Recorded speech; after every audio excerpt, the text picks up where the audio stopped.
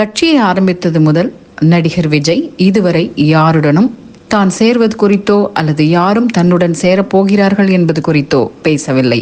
ஆனால் விஜயுடன் இணைவது பற்றி சீமான் பேசி வரும் நிலையில் தற்போது ஒரு பிரபல நடிகரும் விஜய் கட்சியில் இணைய விருப்பம் தெரிவித்துள்ளார். கட்சியின் நடவடிக்கைகள் பற்றி இதுவரை விபரமாக மக்களுக்கு தெரிவிக்காத விஜய் மாணவர்கள் தொடர்பான நிகழ்ச்சிகளை நடத்தி இளம் தலைமுறையினரை கவர்ந்தெழுக்கும் முயற்சிகளில் இறங்கியுள்ளார் என்பது குறிப்பிடத்தக்கது. அதே சமயம் 2026 ஆண்டு தேர்தலுக்கு தயாராக உள்ள தனது கட்சியில் சேர்ந்து கொள்ளும்படி இதுவரை அவர் யாரையும் நிர்பந்திக்கவில்லை. அதேபோல் விஜய் கட்சியில் இணைய போவதாக எந்த நடிகரும் நடிகையும் வெளிப்படையாக அறிவிக்கவும் இல்லை. ஆனால் தற்போது நடிகர் ராதா ரவி வெளிப்படையாகவே விஜய் கட்சியில் தான் இணைய விருப்பம் தெரிவித்துள்ளார். தான் தற்போது எந்த அரசியல் கட்சியிலும் இல்லை, ஆகவே விஜய் அழைத்தால் நிச்சயம் அவர் கட்சியில் இணைந்து பணியாற்றுவேன் என நடிகர் ராதா ரவி தெரிவித்துள்ளார். படப்பிடிப்பு முடிந்து தற்போது போஸ்ட் ப்ரொடக்ஷன் வேலைகள் நடந்து வரும் நடிகர் விஜயின் கோட் படத்தின் வியாபாரமும் முடிவடையும் நிலையில் உள்ளது. தமிழ்நாடு, ஆந்திரா, தெலுங்கானா, கர்நாடகா மற்றும் கேரளா ரிலீஸ் உரிமையை 100 கோடிக்கு மேல் விற்பனை செய்துள்ளார் கோட் படத்தின் தயாரிப்பாளர் அர்ச்சனா கல்பாத்தி. அதன்படி தமிழ்நாடு ரிலீஸ் உரிமையை 88 கோடி ரூபாய் கொடுத்து வாங்கியுள்ளது ரோமியோ பிக்சர்ஸ் நிறுவனம். எம்ஜி அடிப்படையில் வாங்கியுள்ள இந்த நிறுவனம் தான் கர்நாடகா ரிலீஸ் உரிமையையும் வாங்கியுள்ளது. அதேபோல் ஆந்திரா, தெலுங்கானா இரு மாநில ரிலீஸ் உரிமையை மைத்ரி மூவி மேக்கர்ஸ் நிறுவனத்தார் 15 கோடி ரூபாய் தந்து வாங்கியுள்ளனர். இவர்கள்தான் அஜித் நடிக்கும் குட் பேட் அக்லி படத்தையும் தயாரித்து வருகிறார்கள். மேற்கண்ட மாநிலங்களை விட குறைவான விலைக்கு கோகுலம் மூவிஸ் நிறுவனம் கேரளா ரிலீஸ் உரிமையை வாங்கியுள்ளது.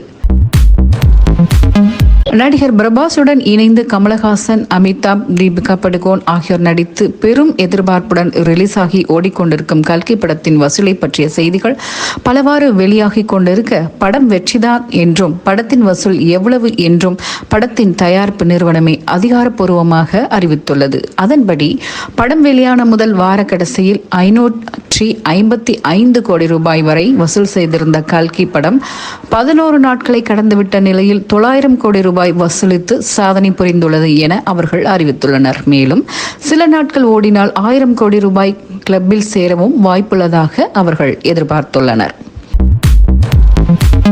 திடீரென தமிழ் சினிமா ரசிகர்களிடையே பரவிய ஒரு வதந்தியால் இயக்குனர் சங்கர் மற்றும் இந்தியன் படக்குழு பதறி போயிருக்கிறது. கல்கி படத்தின் முதல் பாகத்தில் கமல் வில்லனாக 2 காட்சிகள் மட்டுமே வந்திருப்பார். ட்ரெய்லரில் கமலின் தோற்றத்தை கண்டு ஆர்வமாக தியேட்டருக்கு சென்ற தமிழ் ரசிகர்கள் கமலுக்கு முக்கியத்துவம் இல்லாதது கண்டு அதிருப்தி அடைந்தனர்.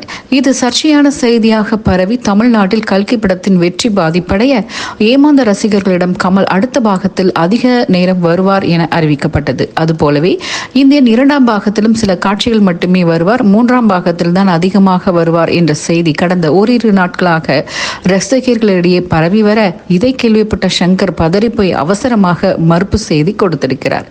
அதன்படி கமல் அதிக காட்சியில் வருவார் என்றும் அவர் இல்லாத காட்சிகளில் கூட அவரை பற்றி தான் பேசுவார்கள், ரசிகர்கள் வதந்தியை நம்ப வேண்டாம் என அறிவித்துள்ளார்.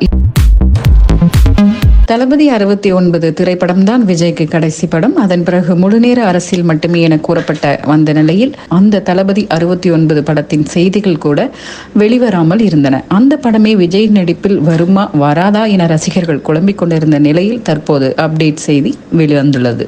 ஏற்கனவே 3 முறை ஜோடி சேர்ந்துள்ள சமந்தா ஹீரோயினாக நடிக்க இயக்குனர் வினோத் இயக்கத்தில் KVN நிறுவனம் தயாரிக்கப் போகிறது என்ற அமைப்பில் மாற்றமில்லை என்று அறிவிக்கப்பட்டுள்ள நிலையில் திரைப்படம் செப்டம்பர் மாதம் துவங்கும் என கூறியுள்ளனர். மேலும் இப்படம் விஜய்க்கு கடைசி படம் என்பதை உறுதியாக கூறாத படக்குழு கதையின் மையத்தை மட்டும் கசிய விட்டுள்ளார்கள். அதாவது தளபதி 69 படம் விஜயின் கட்சி கொள்கைகளை தாங்கி வரப்போகின்ற ஓர் அரசியல் படம் என்று கூறியுள்ளனர். ஏற்கனவே சமூக பார்வை கொண்ட வினோத்தின் வசனங்கள் நிச்சயமாக விஜயின் கட்சிக்கும் அவர் சந்திக்க போகும் தேர்தலுக்கும் உதவியாக இருக்கும் என்று நம்பலாம்.